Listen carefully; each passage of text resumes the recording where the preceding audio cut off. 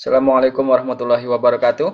Bertemu kembali dengan channel PLC Physics Learning Center. Pada pertemuan ini kita akan melanjutkan pembahasan tentang uji tingkat kesukaran dan daya beda instrumen tes yang sebelumnya sudah kita uji tingkat validitas dan reliabilitasnya. Sebelum kita melakukan pengujian menggunakan SPSS, sekedar mengingatkan bahwa tingkat kesukaran dari suatu butir tes dapat dihitung atau ditentukan menggunakan persamaan P sama dengan B per JS. P sendiri adalah indeks kesukaran, B banyaknya siswa yang menjawab suatu butir soal dengan benar, dan JS adalah jumlah seluruh siswa peserta tes. Pada pengujian menggunakan SPSS, untuk menentukan indeks kesukaran, kita akan membandingkan nilai min yang terdapat pada output SPSS dengan indeks tingkat kesukaran, seperti ditampilkan dalam layar. Nilai indeks 0,00 sama dengan 0,15 tergolong dalam butir soal yang sangat sukar. 0,16 sampai 0,30 tergolong butir soal yang sukar, kemudian 0,31 sampai 0,70 tergolong butir soal yang sedang, kemudian dari 0,71 sampai 1 tergolong butir soal yang mudah dan sangat mudah. Rekan-rekan, langsung saja kita menuju lembar kerja di SPSS.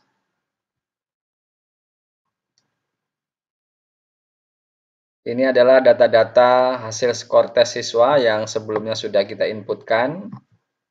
Untuk lebih jelasnya, Anda dapat mengunjungi video sebelumnya melalui link yang ada di deskripsi pada video kali ini.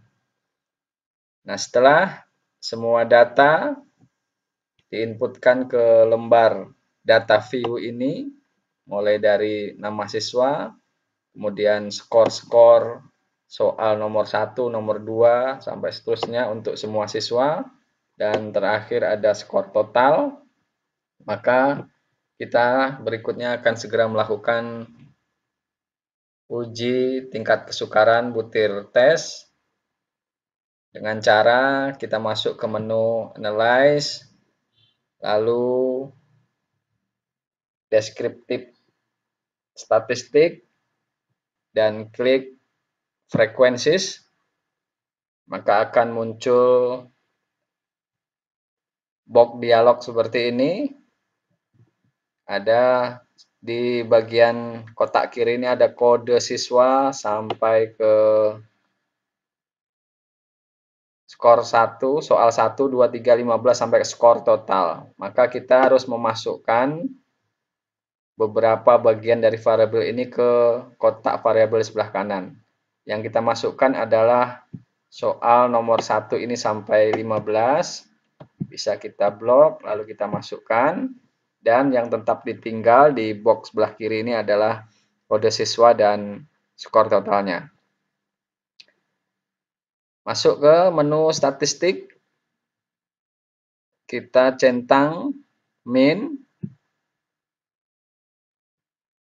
Lalu continue. Dan terakhir klik OK. Ini adalah output dari hasil uji tingkat kesukaran butir tes. Yang perlu kita perhatikan adalah pada tabel yang paling atas, tabel statistik ini. Di sini ada nilai min. Nah, untuk masing-masing soal, nomor 1 minnya 0,55, nomor 2 0,80, 0,75, 0,70, dan seterusnya. Nilai-nilai ini akan kita konsultasikan dengan tabel indeks tingkat kesukaran. Rekan, tabel di sebelah kiri ini menunjukkan hasil rekap data dari uji tingkat kesukaran yang telah kita lakukan untuk masing-masing butir tes. Sebagai contoh, pada butir pertama tadi diperoleh min-nya Ini ada 0,55. Setelah kita konsultasikan dengan tabel indeks tingkat kesukaran, seperti yang kita bahas sebelumnya, maka butir nomor 1 ini termasuk soal yang memiliki tingkat kesulitan sedang. Dan seterusnya, nomor 2 mudah, nomor 3 mudah, sedang, sedang. Kemudian ada yang sangat mudah, ini mudah, dan mudah. Ya. Nah, untuk menentukan apakah ada soal yang perlu direvisi atau soal yang harus di-delete, tentu saja Anda harus melihat hasil dari uji validasi yang telah kita lakukan sebelumnya.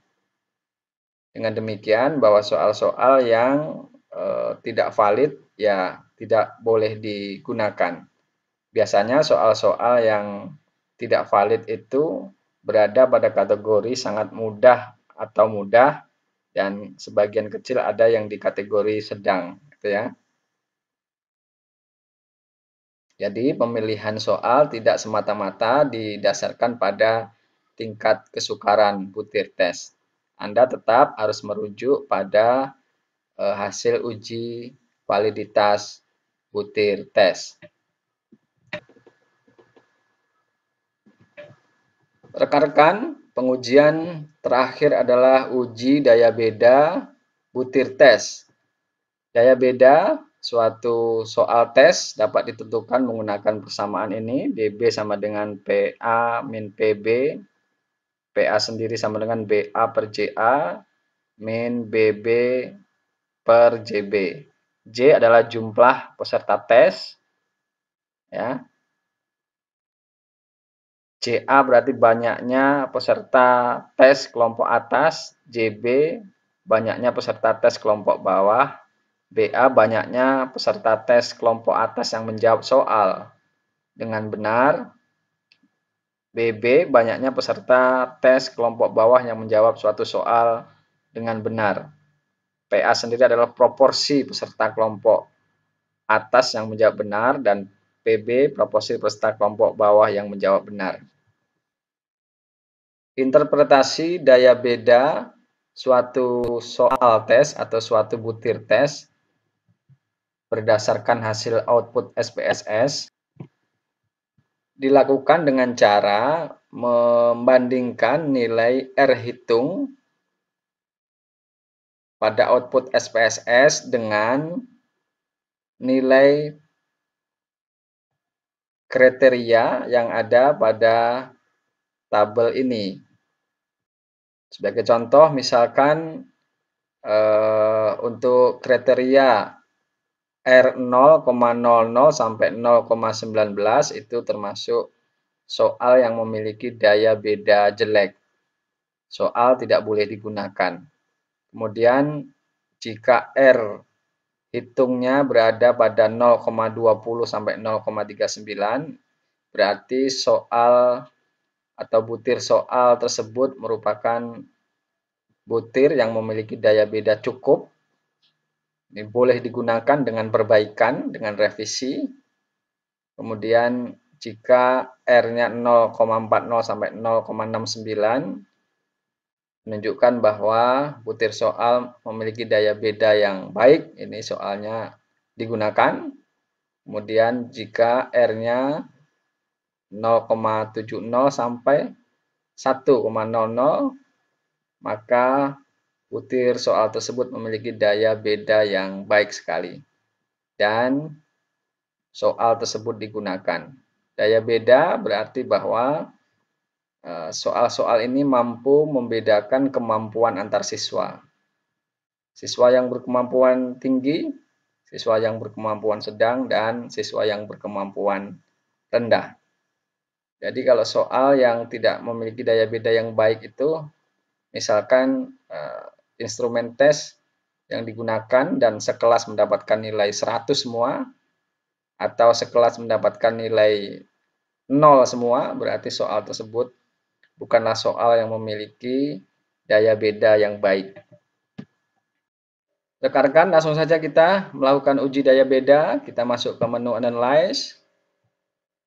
pilih correlate, bivariate, lalu kita masukkan semua variabel yang ada di kotak kiri ini dengan cara blok Ctrl A, lalu masukkan ke kotak variabel sebelah kanan.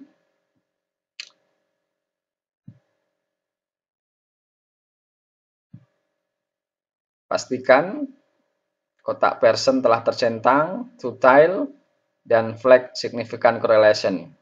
Lalu kita klik OK.